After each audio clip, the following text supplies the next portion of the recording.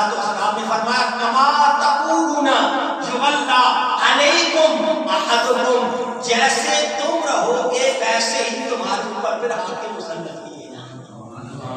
अब आप इसी मकान इसलिए हुक्मरानों को कोसने से बेहतर है, उनको गालियां देने से बेहतर है कि इसलिए तो हम तो जब से जो है होश संभाला है हम सुन रहे हैं कि हमारे हुक्मरान ऐसे हैं, डाकू हैं, चोर हैं, करप्शन करते हैं, अपना इलाज बैन करवाते हैं, तो फिर खुद ही हम उन्हें मुंतखब करते हैं, खुद ही उनको वोट देते हैं, खुद ही उनके जो है उनके साथ हाथ मिला लें तो समझते हैं कि हम साथ को कोई आसमान पर पहुंच गए। भाई जब खुद ही उन्हें मुंतखब करते हैं, खुद ही उनको वोट देते हैं, खुद ही उनके हम अपने मामलात उनके हवाले करते हैं, तो फिर गिला उनके ऊपर नहीं करना है, उनके ऊपर नहीं बनता है। इसलिए कि तुम खुद अच्छे हो जाओ, अच्छे अमल करो और तकवे वाले बन जाओ, परहेजगार हो जाओ। कमा तकूनून युवल्ला अलैकुम अहदुकुम, आका ने सदियों पहले बता दिया जैसे तुम रहोगे वैसे ही तुम्हारे ऊपर हाकिम मुसल्लत किए जाएंगे। अब आप इसी बात हज़रत उमर बिन अब्दुल अज़ीज़ रहमतुल्लाह ताला अलैह, आप बड़े तकवे वाले और बड़े आदिल हुक्मरान आप गुजरे हैं। आपके दौरे हुकूमत में भेड़िए और बकरियां एक ही चरागाह में गुजरते थे। कोई भेड़िया किसी बकरी के ऊपर जो है वो हमला नहीं करता था। तो ये हजरत उमर बिन अब्दुल अज़ीज़ वो हस्ती हैं कि हजरत उमर पाक रज़ी अल्लाह ताला अन्हु की पोती जो थी, पोती हजरत उमर पाक की जो पोती थी, ये उससे फिर उनका ये बेटा पैदा हुआ। ये हजरत उमर बिन अब्दुल अज़ीज़ वो है। जब हजरत उमर पाक कष्ट कर रहे थे तो वो उसको वालदा कहती है बच्ची को कि बेटा दूध में पानी मिला दो। तो बच्ची ने कहा माँ देखो उमर पाक कष्ट करते हैं तो वो उनको मालूम हो जाएगा। मैंने कहा उन्हें क्या मालूम है, वो पता नहीं कहाँ होंगे। तो बच्ची ने कहा कि अगर उमर नहीं देख रहे तो उमर का रब तो देख रहा है। उमर का अब हमारे उमर पाक कुरान ऐसे थे, वो कष्ट कर रहे थे, वो खबर उन तक सुन ली। वो घर गए, जाके बीवी को मशवरा किया और मैं अपने बेटे का जाओ वहां से रिश्ता लेना है। उस बच्ची ने जिसने कहा था कि अम्मी दूध जो है वो पानी नहीं मिलाना है, उसी बच्ची का फिर हजरत उमर पाक के बेटे के साथ वो अकद में आई। फिर उससे एक बच्ची पैदा हुई, फिर उससे ये हजरत उमर बिन अब्दुल अज़ीज़ पैदा हुए और फिर आपके दौरे हुकूमत में हजरत उमर बिन अब्दुल अज़ीज़ के दौरे हुकूमत में बकरियां और भेड़िए एक ही चरागाह में चलते थे। पता क्या चला कि जब हुक्मरान आदिल आ जाता है, हुक्मरान तकवे वाला आ जाता है, हुक्मरान परहेजगार आता है, तो फिर उस मुल्क के आलम नबातात में, आलम हवालात में और आलम मादनियात में फिर अल्लाह पाक बरकत अता फरमा देता है। फिर वहाँ काफ नहीं आता है, महंगाई नहीं होती, दहशतगर्दी नहीं होती, फिर वो मुल्क सुकून का गहवारा बन जाता है, फिर वो मुल्क अमन का गहवारा बन जाता है। आपके दौरे हुकूमत में हजरत उमर बिन अब्दुल अज़ीज़ के दौरे हुकूमत में तकरीबन 8 सूबों से, कितने 8 सूबों से ज़कात की रकम वापस आ गई। आपने फरमाया जो ज़कात के हकदार थे सबको जो है अदा कर दी। और अब लोग है ही देखो इतने खुशहाल हो गए कि लोग जेब के अंदर पैसे डाल के ढूंढते फिरते थे कि कोई ज़कात का हकदार है तो वो कहते यार मैंने ज़कात के पैसे देने हैं कि ताकि वो किसी को बताऊं, तो वो दूसरा कहता था मैं भी वो पैसे दे के घूम रहा हूं। तो यानी ऐसा खुशहाल और ऐसा सुकून और अदल वाला दौर था हज़रत उमर बिन अब्दुल अज़ीज़ का। 8 सूबों से जो रकम वापस आ जाती है तो फरमाया हज़रत उमर पाक ने फरमाया ऐसे करो कि कोई कर्जदार है तो उनको दे दो। फरमाया वो जो कर्जदार थे उनको दे दिए। फरमाया जो लोग शादी के ख्वाहिशमंद हैं उनकी शादियां करवा दो। तो अर्ज की गई कि उनकी शादियां भी करवा दी जो ख्वाहिशमंद थे, फिर भी ये रकम बच गई है। फरमाया यहूदियों और नसरानियों में देखो कि कोई बंदा जो है वो किसी को जरूरत हो, कोई कर्जदार हो, फरमाया उनको भी पैसे बांट दिए हैं, उसके बाद ये पैसे बच गए हैं। आपने फरमाया फिर ऐसे करो इस रकम की गंदम खरीदो, क्या करो گندم خریدو، گندم خرید کر پہاڑوں کے اوپر ڈال دو تاکہ یہ جو اسلامی ملک ہے، انسان تو انسان کیا، اس ملک کے اندر پرندے بھی بھوکے نہ مریں، اس ملک کے اندر پرندے بھی بھوکے نہ مریں۔ تو پھر جب حضرت عمر بن عبد العزیز رحمۃ اللہ تعالیٰ علیہ جیسے حکمران جب عدل والے اور ایسے حکمران جب آ جائیں تو پھر اس ملک کے اندر قحط نہیں آتا، پھر اس ملک کے اندر امن آ جاتا ہے، سکون آ جاتا ہے، ہر شخص کو انصاف اس کی تحقیق میں جا کے ملتا ہے۔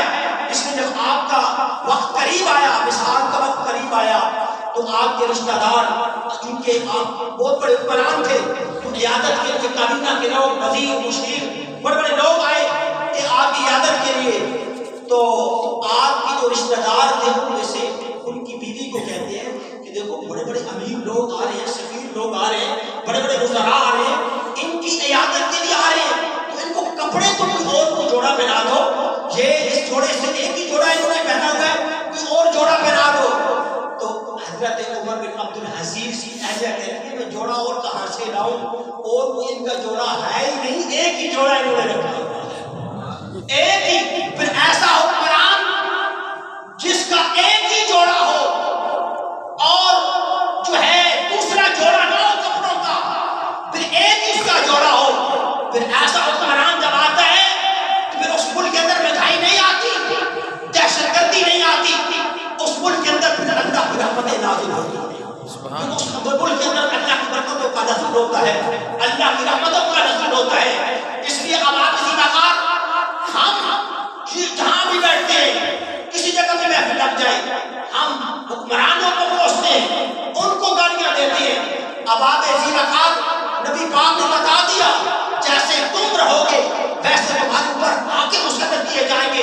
اگر ہم جو ہے وہ دو نمبری چھوڑ دیں، چیزوں میں ملاوٹ کرنا چھوڑ دیں، ناپ تول میں کمی کرنا چھوڑ دیں، چیزوں میں ملاوٹ کرنا چھوڑ دیں، دودھ میں پانی ملانا چھوڑ دیں، اللہ کی قسم ہمارے دل کے اندر تقویٰ آ جائے، اللہ کا خوف پیدا ہو جائے، اور حقوق اللہ اور حقوق العباد پورے کریں، اللہ اور اس کے رسول کی اطاعت میں آ جائیں، آقا علیہ الصلوۃ والسلام کی اتباع میں آ جائیں، آقا علیہ الصلوۃ والسلام کی اطاعت میں آ جائیں، آقا کے نقش قدم پر چلیں، اللہ کی عزت کی قسم ہم اپنے آپ کو ٹھیک کر لیں، اللہ پاک ہمیں حکمران بھی عادل عطا فرما دے گا، سبحان اللہ، اللہ پاک ہمیں حکمران بھی عادل عطا فرما دے گا۔ بس جلدی ٹائم کر کے ہمیں جو ہے یہ بڑا خدشہ رہتا ہے کیونکہ اب آپ دفتر سے جو ہے وہ ڈیوٹی کرتے ہیں اور پھر آتے ہیں اور پھر واپس جاتے تو لیٹ ہو جاتے ہیں۔ ہماری کوشش ہوگی کہ وقت پر جو ہے 1-2 منٹ سے اوپر ہو جائے اس کا تو کوئی نہیں،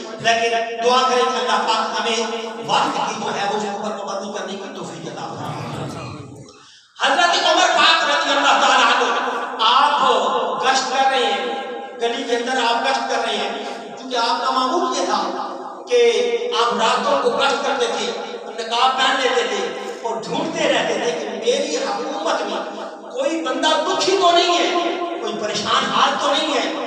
اب دیکھا کہ ایک بڑھیا خیمے کے اندر بیٹھی ہے، بوڑھی ہے، بیٹھی ہوئی ہے، آپ نے آواز دی کہ آپ کی اجازت تو ہم اندر آ جائیں، تو وہ بڑھیا پریشان تھی، اس کی جو ہے گھریلو معاملات تھے، پریشان آپ بیٹھی تھی۔ اب اسے خبر نہیں ہے کہ میرے دروازے پہ 22 لاکھ مربع میل کا حاکم میرے دروازے پہ کھڑا ہے۔ اب اس نے کہا نہیں تم چلے جاؤ، مجھے ضرورت نہیں ہے تمہاری۔ اس نے کہا اماں جی اجازت دے دیں۔ حضرت عمر پاک کہتے ہیں اماں جی منت سماجت کی، بڑے عاجزی سے، بڑے جو ہے پیار اور محبت سے، اماں جی اجازت دے دیں، ہم اندر آنا چاہتے ہیں۔ آپ کو معلوم ہو گیا تھا کہ یہ پریشان آپ بیٹھی ہے، جا کے پوچھا اجازت ملی، اندر گئے، پوچھا اماں کیوں پریشان بیٹھی ہو؟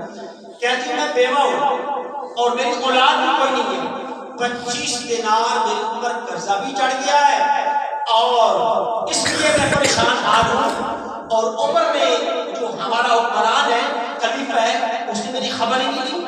اب حضرت عمر پاک رونا شروع کر دیا، سخت مزاج تھے، لیکن جب اسلام میں آئے اور حکمران بنے تو پھوٹ پھوٹ کے روتے تھے، ہر وقت اللہ کے خوف میں رہتے تھے کہ میرے دور حکومت میں کوئی کسی کو تکلیف نہ ہو۔ اللہ نے پوچھ لیا تو کیا جواب دوں گا؟ اب وہ کہا، حضرت عمر پاک نے کہا اما تمہیں معلوم ہے کہ عمر کو کیسے تیری خبر ہو، اس کو کیسے پتا ہو کہ تم پریشان حال ہو؟ حضرت عمر پاک کہتے ہیں میں نے قانون اصول سے سیکھا ہے۔ اس نے کہا اچھا، عمر کو نہیں معلوم کہ میں کس حالت میں ہوں؟ وہ میری حالت کو معلوم نہیں کر سکتا؟ اگر وہ اس کو میری حالت کا پتہ نہیں ہے تو پھر اس کو حکومت دے دے جو کسی کا عوام کا پتہ کر رکھ سکے، جو ہے عوام کا خیال کر رکھ سکے۔ حضرت عمر پاک گئے، گھر میں گئے، اناج لے کے آئے اور جو ہے وہ سال کی روٹی بھی لے کے آئے، 25 دینار بھی لے کے آئے، مائی کے حوالے کیے، مائی کو روٹی کھلائی، اناج حوالے کیا، ہاتھ باندھ کے روتے رہے، اماں اب عمر کو معاف کر دے۔ کہنے لگے عمر کی تو میں شکایت کروں گی، میری تو عمر بھی جو ہے وہ اب جو ہے کافی ہو گئی ہے، پتہ نہیں کل یا پرسوں میں مر جاؤں، قبر میں جاؤں گی، حضور کا دیدار ہوگا، میں عمر کی شکایت کروں گی۔ پھوٹ پھوٹ کے روتے ہیں اور ہاتھ جو ہے وہ عمر پاک جن کا نام سن کر کیسر و کسرا کے بادشاہ کی تھر تھر کانپتے ہیں، اس بڑھیا کے سامنے تھر تھر کانپ رہے ہیں اور معافی مانگ رہے ہیں کہ عمر کو معاف فرما دے۔ تو وہ بڑھیا کہتی ہے، وہ بڑھیا کہتے ہیں تو مجھے بہت پیارا لگتا ہے، تو مجھے بہت اچھا لگتا ہے، تو کہتی ہے تو کہتا ہے تو پھر میں عمر کو معاف کرتی ہوں۔ آپ نے فرمایا ابھی میں ایک چمڑا لے کے آتا ہوں، اس کے اوپر تم سین کر دو اور تحریر لکھ دے کہ تم سین کر دو۔ آپ نے فرمایا ٹھیک ہے تم تحریر لکھو میں سین کر دیتی ہوں۔ حضرت عمر پاک نے تحریر لکھی کہ فلاں بنت فلاں، وہ بوڑھی عورت عمر سے ناراض تھی تو اس بوڑھی اماں نے عمر کو معاف کر دیا ہے۔ اب اتنی دیر ہوئی کہ ابھی اس امی سے سین کروانے لگے، اتنی دیر میں حضرت علی پاک اور حضرت عبداللہ بن مسعود وہاں پہنچ جاتے ہیں۔ حضرت علی پاک کہتے ہیں کہ اے خلیفہ، حضرت عمر پاک آپ یہاں بیٹھے ہیں، میں نے تو پورا مدینہ چھان مارے، جو ہے وزراء اور سفیر آئے ہیں ملکوں سے آپ کی ملاقات کے لیے۔ تو مائی کو تب پتا چلا کہ یہ تو عمر میرے جو ہے دروازے پہ آئے ہوئے ہیں، یہ مجھ سے معافی مانگ رہا ہے، اور وہ پریشان ہو گئی۔ حضرت عمر پاک نے فرمایا پریشان نہ ہو، اب آپ سین کر دیں۔ اس پر عورت نے سین کیے، حضرت علی پاک کو بھی بطور گواہ کہا اور حضرت عبداللہ بن مسعود کو بھی کہا کہ تم بھی گواہی پہ سین کر دو، اور حضرت علی پاک کو کہا اے علی تو میرا یار ہے، تو میرا دوست ہے، اس لیے مجھے یقین ہے میں تجھ سے پہلے دنیا سے چلا جاؤں گا، اور جب میں جو ہے قبر میں رکھو گے میرے کفن میں یہ جو ہے تحریر میری قبر میں رکھ دینا۔ جب حضور میری قبر میں آئیں گے مجھ سے پوچھیں گے بتا میری امت کا کیا خیال رکھا، تو میں عرض کروں گا یا رسول اللہ ایک بوڑھی ماں ناراض تھی، یہ میں لے کے آیا ہوں، اس کو بھی میں راضی کر کے آیا ہوں۔ اس لیے ہماری دعا کریں اللہ پاک ہمیں نیک عمل کی